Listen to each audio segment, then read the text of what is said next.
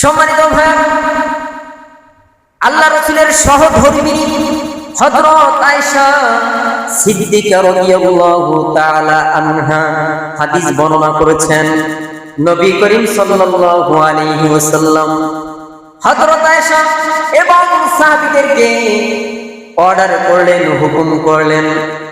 আল্লাহ রাসূলের সহধর্মিণী আয়েশা বললেন, আল্লাহ রাসূল আমাদেরকে হুকুম করলেন, তোমরা প্রতিটি মানুষের সাথে যখন আচরণ করবে, ব্যবহার করবে, কথা বলবে, তখন প্রত্যেকটা মানুষের ইজ্জত সম্মানের দিকে লক্ষ্য করে তোমরা কথা বলবে।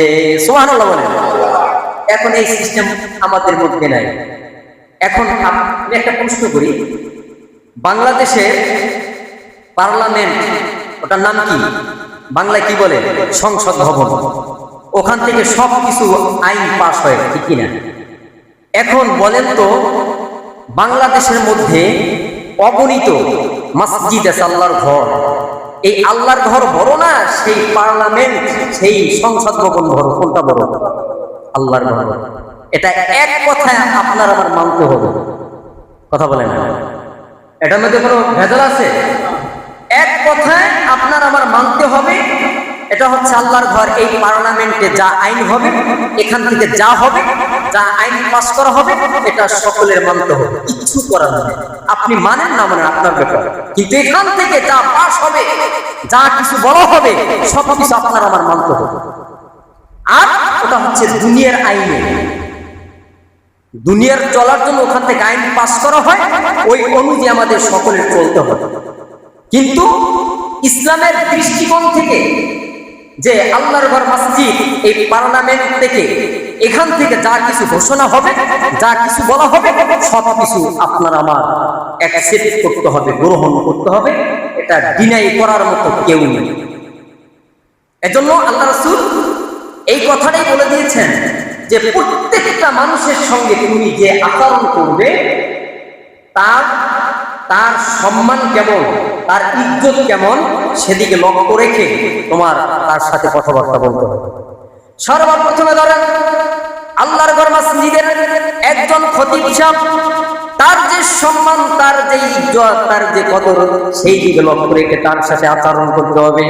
মসজিদের একজন মুয়াজ্জিন সাহেব, যিনি আযান দেয়, আপনাদেরকে দাওয়াত দেন, তার মর্যাদা কেমন? কিয়ামতের দিন এই মুয়াজ্জিনের ঘাড় সবচাইতে উঁচু হবে। এর যে মর্যাদা, সেই মর্যাদার দিকে লক্ষ্য রেখে আপনার তার সাথে আচরণ করতে হবে। একজন ইমাম সাহেব, তার যে সম্মান, তার যে ইজ্জত, তার যে কদর, এদিকে লক্ষ্য রেখে আপনার তার সাথে আচরণ করতে হবে। একজন খাদেম সাহেব, খাদেম সাহেব তো একজন মূর্খ রাখা হয় না। খাদেম সাহেব অনেক মসজিদে খাদেম সাহেব থাকে হাফেজ মাওলানা, হাফেজ কমপক্ষে দাখিল পাস থাকে, আলিম পাস থাকে বড় বড় মসজিদে। এখন এদের যে সম্মান, এদের যে ইজ্জত, এদের যে কদর, এদিকে লক্ষ্য রেখে আপনার আমার কথা বলতে হবে। ভাইরা আমার, আরেকটি কথা হলো, আল্লাহ রাসূল আমাদেরকে যে শিখিয়েছেন, সেই শিখানোটা হলো বড়রা ছোটদেরকে সম্মান করবে না, কি করবে? স্নেহ করবে, আদর করবে, তাদেরকে আদর করবে। এই ছোটরা বড়দেরকে সম্মান করবে, ইজ্জত করবে, কদর করবে, তাদেরকে সম্মান করে চলবে। এখন এটা আমাদের মধ্যে নাই। এক কথায় আমরা সমান হয়ে গেছি, বড়রা ছোটদেরকে আদর করি না, স্নেহ করি না, আর ছোটরাও বড়দেরকে সম্মান করে, ইজ্জত, সবকিছু হয়ে গেছে। দেখেন না, যে সমস্ত পোলাপানে রাস্তাঘাট থেকে দেখা যায় বিড়ি সিগারেট টানে, মুরব্বিও মানে না।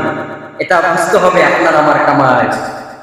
আপনি যেমন তাদেরকে ইজ্জত করেন নাই, তাদেরকে আদর দেন নাই, সোহাগ দেন নাই, কদর করেন নাই, তাদেরকে স্নেহ করে কাছে টানতে হবে, তাদেরকে বুঝাইতে হবে। ছোটরা আপনার কাছ থেকে শিখবে রাসূলের বাণী।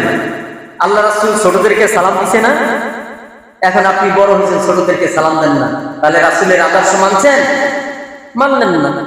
রাসূল আমাদেরকে শিখাইলেন, তোমরা ছোটদেরকে আদর করো, সোহাগ দাও, স্নেহ করো।